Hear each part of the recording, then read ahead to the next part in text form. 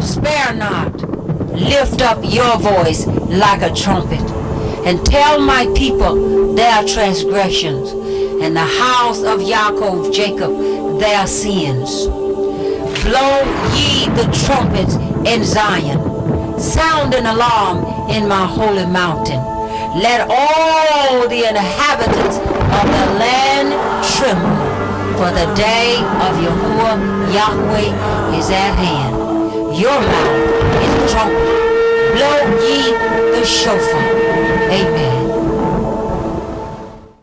Good evening, ladies and gentlemen, children, babies. I'm happy that I'm able to be here tonight to be able to share some more about my husband and to honor him. And tonight, Father has blessed me to have Inaj with us from Wisdom from above. And so we will be just sharing memories and different things, and hoping that as you gaze in on what we are doing or look, that you will see some of the certificates and awards and things that my husband had received in his lifetime. For those of you that just tune in, my husband's name is Harvey Williams, and he directed my program for years, and he passed away, for those that do not know. And so we are here to honor him tonight.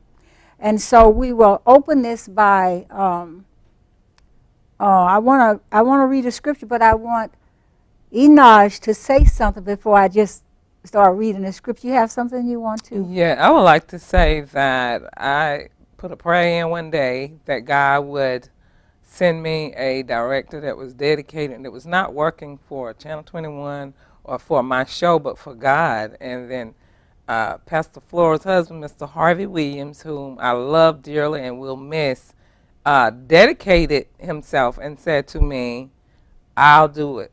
And that was God's answer to my prayer. So I think he was with me approximately 5.5 years at least. Worked diligently, produced one of the best shows, I say, under hers, his wife, on Channel 21.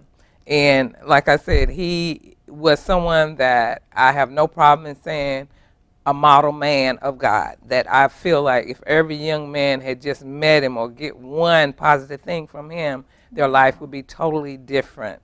And it wasn't a show. It was sincere from the heart. And so he was a light. So while we there, I'm going to read this, because before I left home, God gave me this to represent that he was a light. And so it said in Matthew chapter 5, 14 through 16, you are the light of the world. A city on a hill cannot be hidden. Neither do people light a lamp and put it under a bowl. Instead, they put it on its stand, and it gives light to everyone in the house. In the same way, let your light shine before men, that they may see your good deeds and praise your Father in heaven. And to me, that just wraps up Mr. Harvey in one thing, Matthew 5, 14 through 16. And he was a light to this world. I'm just so surprised He we had really the was. same scripture. Yes. That is absolutely amazing, because Dad, I share the word. I teach the word, preach the word, sing the word. But Dad preached through his work. His work was his preaching. And so since my sister has covered the light. No, you can go. Look, God that's what he wanted us to put forth That's today. awesome. Yeah. I got to read this. Yeah. I'm going to read it from this paraphrase book here, where it says, I'm going to start at verse 13 in Matthew 5. It says, you are the world's seasoning to make it tolerable. If you lose your flavor, what will happen to the world? And you yourselves will be thrown out and trampled underfoot as worthless. You are the world's light, a city on a hill glowing in the night for all to see. Don't hide your light. Let it shine for all. Let your good deeds glow for all to see so that they will praise your Heavenly Father. Now, being married to Harvey Williams for 58 years and 8 months was, I'm telling you, I hear people say, we really had our ups and our downs. I don't know really what they mean about the ups and the downs. If you can disagree over a bill that maybe I ran up a bit and then he had to say something, if you call those ups and downs, or that we suffered because his mom passed away, or his sister, his father. But in terms of my husband ever leaving me or just cursing me or any of that didn't happen. I was a queen. So he was my king. And so when I'm hearing words being said about my husband, it blesses me because I know how he was in the house. Now, listen, you all. You have something else you want to say right now because I want to do something. I can wait on this. No. Or talk about Go ahead. Okay, that'll be the end of what I Go ahead. Okay.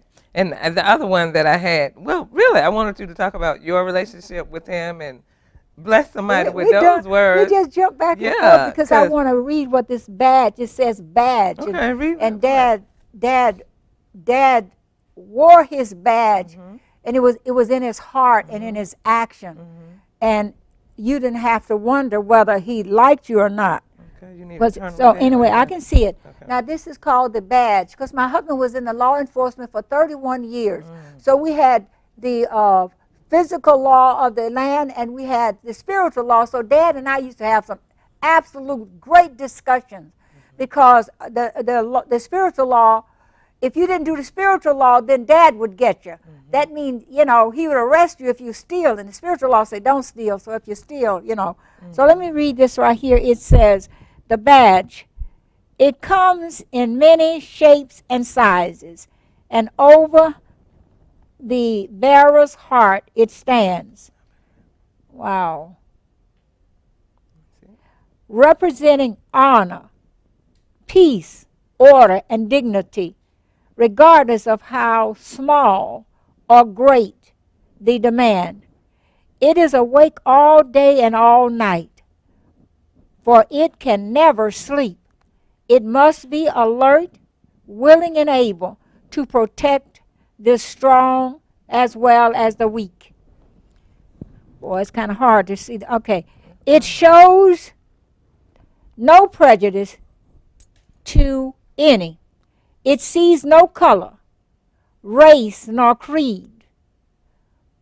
For its justice stands for all, and its true bearer as a rare breed. It has no fear of danger, and will move when it is called. Many have tried to conquer it, but its strength has survived them all. It has been worn by many, and has caused much grief to some. Others have fallen honoring it, yet other bearers are still willing to come. So let the bearer of the badge beware of the enormous burden it represents. Don't tarnish it in any way, for the badge and its true bearer are God sent. And that was given to Harvey Williams by the Mecklenburg County Sheriff's Office on December 26, 1990 through December 1990. Now that was given to my husband, and you see that. And then, listen, you all, you want to jump in a minute? Okay. Okay, go ahead, jump in a minute. I was surprised totally. I think I found out when I stopped by after he passed that he was in law enforcement and that he was instructor in New York. I know none of this because he was such a humble person. He didn't go around bragging about what he did and where he came from and how knowledgeable he was and how far he advanced with the criminal justice system and all that. I had no clue. So I was like totally blown away when I found that out. And I was like, oh my God. So you never know who you're working with unless they tell you. You don't know unless somebody tell you. So I mean, he was just a humble person. And my family said the same thing, Very and I humble. thought I thought they knew, and they're saying, "Oh, I didn't know all of that," No. because we, Dad and I both, we just, if we have to say something, then we'll tell you. Right. But other than that, we want Father's light to shine. Right. There you go. See. So, Ooh. and oh my goodness, you really didn't I did know. not Listen, know y'all, any now of I know- that. You didn't? No, did not. Oh my goodness, look at I Father. worked that close. But when you said, let the light shine, and Yes. God just quickened my spirit and said, that's what he did. It's a lot of people in the world that try to make their light shine. And that's not what God would have us to do. So Mr. Harvey, let his light shine. He didn't go around announcing, oh, I was an instructor in New York. Oh, I was on the sheriff department. Oh, I did this and I did that. You never heard him say that. Never, ever. So his light shines on, even with him going on. It's still shining. But people are blown away with what he did with his life over that time frame that he was here. Oh, I just thank Father. Well, we can look at some of these and just mention a few while we're here. Here, this right here in the middle. This was given to Dad, 2001. He was on the board. Here it's got 2001 to 2007 in appreciation of Harvey Williams' distinguished service to SINPAC. That's TV Access 21, for which you're seeing that we are part of the board of directors. And so I was blessed, that they had selected him to, to be part of the board, and then to be president of the board. I mean, that was just such a blessing to me. So he did that for 6 years straight? Yeah, worked on the board. Okay. He worked, I think he worked as a secretary once, and then something else. He worked himself up. The thing I loved about my husband is that his jobs and things never did go to his head. Right. And he could handle it. Right. Father had to work on me with some of the stuff. Well, anyway, here you have, that's his degree he got, his Bachelor of Science he got from New York Institute of Technology. And, you have various things from the Department of Justice and basic, I can't read, I don't have my glasses on. I don't have my glasses. Right. Intermediate law enforcement certificate. What do you have over there? You see anything? Just to name a few of the things. Let's see. This is Service Award from the state of North Carolina. The Sheriff Department, we got our Intermediate Service Awards from the state of North Carolina for education and training. The Guardians Association of the Police Department, certificate for that. He had an honorable discharge from the United States Air Force. Yes, and then this is the state of North Carolina, the Sheriff Department. Well, you can see this is a certificate. Then you have a certificate of promotion from the police department. He worked himself up to sheriff, and he was undercover, et cetera, et cetera. Okay. And he taught in the police academy in New York, and I can't see over there what that is over there. Can you see that? The police department, the city of New York, gave him another certificate and award. Okay, and then he was a notary, and I don't know what is on that side. over here, and let's see, he got a certificate in criminal justice education at Central Piedmont Community College. And these are his two badges here that we have, and so listen, you all, I got to do this for a minute. Okay. I'm going to take my glasses off. Wait a minute. Now, here is my husband, y'all. Just a minute. This is me. Here is my husband early in the morning with his coffee. He would get his, first of all, he would go out and he would get his newspaper. Okay. Now, he liked to read his newspaper. So a lot of times I have the scripture and Dad in the newspaper, and he always liked to hear the news. And so when he see articles and things in the newspaper, he would always share with me. So then I would, here he is, he put his, these are not the glasses, these are old glasses. I don't have the glasses that he was using when he passed away. But he would put those glasses on, and then, you know, depending on if we had breakfast together, we didn't always have breakfast together. Sometimes we would have breakfast by ourselves, depending on what we wanted to do. But when we had it together, you know, sometimes he would eat oatmeal. You may not want to know all this, but anyway, he loved oatmeal, and you know, we would eat oatmeal, or sometimes you eat toast. He'd get his paper, I just hold it. He'd get this paper out here, and then, you know, when he started with his paper, I kind of left him alone, you know. And he'd get this paper and open this paper up, and this is our Harvey. And he would take his paper. And one thing Dad never liked for me to do, when the Sunday paper came, he didn't like me to get that paper and mess it all up looking for the one ads. He would take the one ads out, you know, certain, I won't name the name, and then he would put that on the side so that I could do it, so I would not mess up his paper. So it didn't bother me none. That's just, you know, I just wanted to share that with you, and then he would just read it. Just read.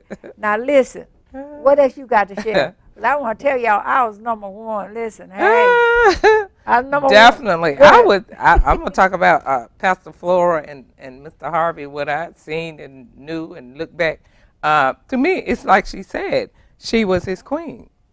And he let you know that. And he took care of Pastor Flora. I mean, the few times that I came over, whenever they need help with the show, I watched. He perfectly critiqued everything to make sure this show was what you wanted. If something wasn't the way she wanted, he'll like, we got to stop. It's got to be changed. She wants it this way.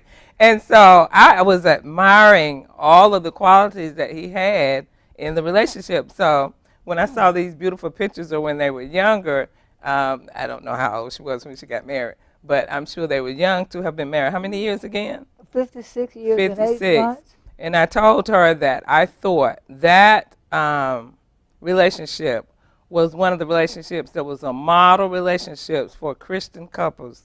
If they could have got on a platform and shouted from the top of their voice to the world, this will work. If it worked that many years for them, it will work for you. And I'm just telling her, I don't care how we do it. I'm glad to be a part of this, to, you know, play a tribute to him and to their relationship as Christian couple also. However she can do it, I'm still pushing her. Tell everybody how you did it, because it is amazing. It's a blessing. And we know God had to be the center, first of all. But to hear her say she don't know what couples are talking about with ups and downs, because basically her relationship was leveled out, that's the type of person that I believe she was married to. I mean, he portrayed it in whatever work he did. That's who he was. Now and didn't change.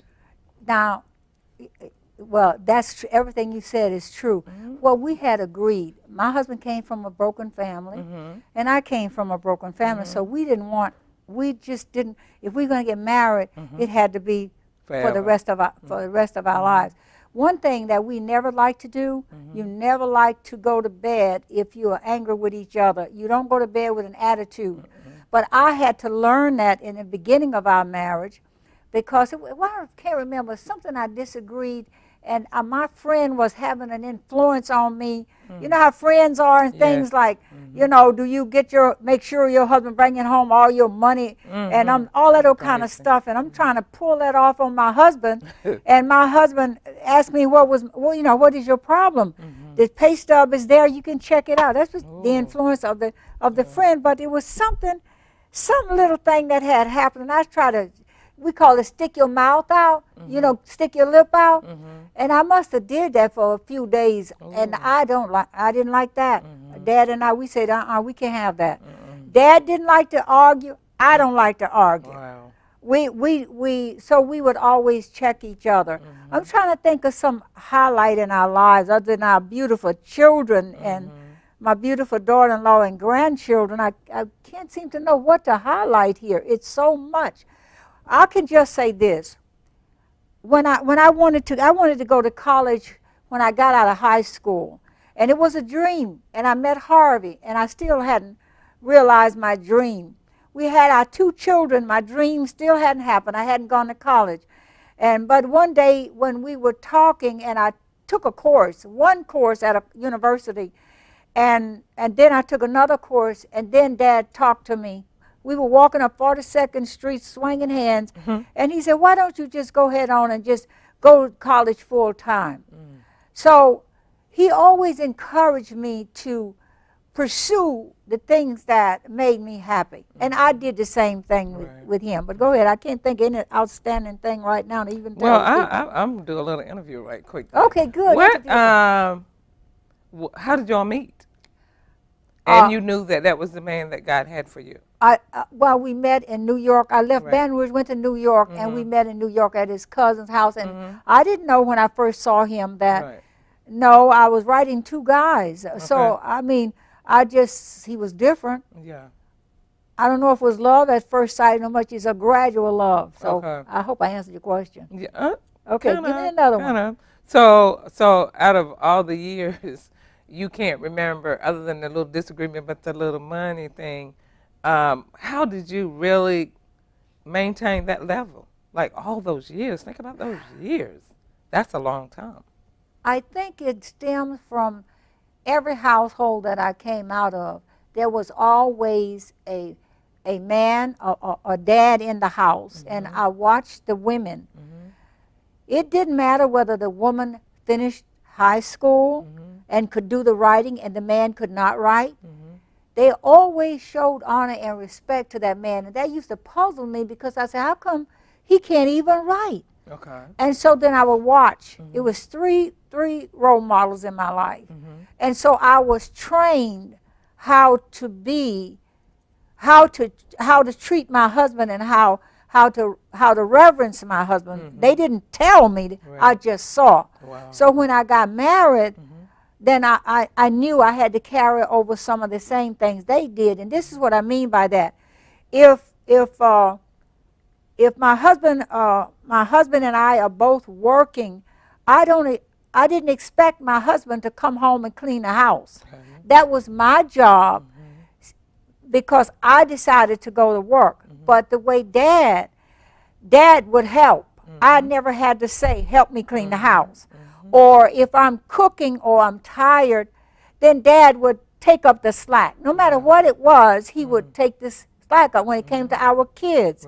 If the kids were sick and we had to keep them home from school, it wasn't always I had to do it. We shared the responsibilities and we shared things among ourselves. Does that answer your question? Yes. And so I know you have to treat your husband the way that you would like to be treated. But I was just trained. And for example, nobody had ever made Dad a cake for his birthday. Yeah, I want to talk about the cake. But when we got married, and his birthday rolled around, I made him a cake. Well, that just touched his heart so deeply. Wow. Because nobody had ever taken time to do that. Well, but that time, he couldn't make a cake, honey. Right. I was wondering how that came about. Because he could make a cake as good as anybody, homemade. Listen. Yes. Listen. Real quick, yeah. The first dish Papa tried, not the first, I cut back up because he did make some franks and beans for me before we were married. But when we were married, he tried to make some kind of macaroni salad, and all he did was put mayonnaise in it and stirred and stirred and stirred and stirred. We laughed about it. Wow. So it evolved over the years when he started cooking. His mom became ill, and we used to cook up enough food and take it to her because she didn't want to stay with us, so we did that. And then he just started making cakes, and then he just started making some of everything. But I was the kind of wife where I was always trying something new for my family. I was trying shish kebabs. I'd marinate the meat, so it just grew. That's good. And go ahead. But I remember him from somebody offering him some cake, and he was like, no, I got homemade cake at home. I made that myself. Right. I was like, blew me away. So he did a lot more than just his thing in the business or working or whatever. Family, he was just the same way at home as he was outwardly. Let me tell you something else happened. My daughter, when my son was, the wedding day was here, and we were dressing my daughter-in-law, right? And I looked down because I made her dress. I looked down and I had sewed the end of her dress on wrong. Oh, God. We had to, I tore the thing off the dress, and Dad and Stephen and I went home. Dad was holding one part of the dress. Stephen was holding, so all three of us had to put that dress together. That's the kind of man, and Dad enjoyed life. Yes. I'm telling you all, he enjoyed gardening. He enjoyed, I couldn't get him to sew, but hey, that's all right.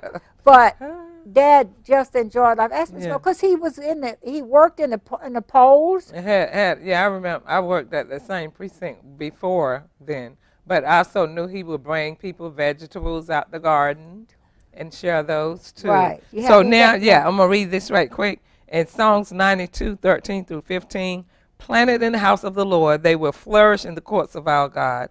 They will bear fruit in old age. They will stay fresh and green, proclaiming, the Lord is upright. He is my rock, and there is no wickedness in him. To me, this was Mr. Harvey's life story. He was planted in the Lord. He flourished in the courts of God, doing his calling, upholding law, teaching, the ministry, directing for the word to go forth between your show, especially how many years he did the show for you? 24 years. 24, and did about 5.5 for me. He bore fruit as he aged. He stayed fresh. He was energetic. He looked 15 or 20 years younger than his real age. He was spiritually nurturing everybody he came in contact with. He proclaimed until his end, untimely for us, but timely for God and Mr. Harvey. The Lord is upright, and he is and was his rock, and there were no weakness in him. He knew God's goodness and mercy, and he was a light and will shine forever and ever in our hearts. Let me add something to this. Dad and I, we are into the Hebrew Jewish roots of Christianity. And so when my sisters say good Christian, those of you who know the walk and where I am now, it's also a good Christian symbol, and it's also a good Hebrew and a Jewish symbol of family and family love, because the spirit supersedes all of this. And as you can see, we live our lives in such a way that we know what it means to say love your neighbor as yourself. That's what I want to point out. So I didn't even get to what we went through with the changes. So I want to thank you so much for I love you so being much. here and honoring Dad. And I hope we honor Dad in such a way that some of what we shared would be a blessing and would inspire you, that when you leave a legacy behind, somebody behind is going to talk about you, and it will make a difference in our lives. Shalom, and please tune in again. Oh, wow. Oh.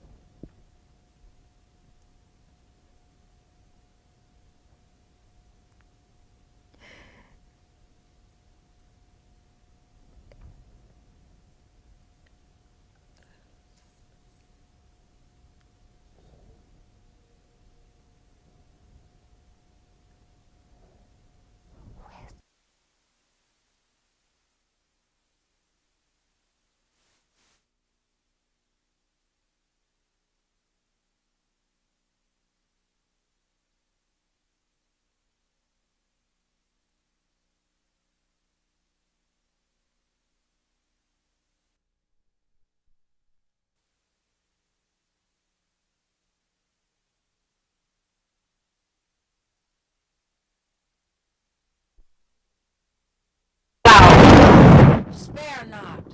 Lift up your voice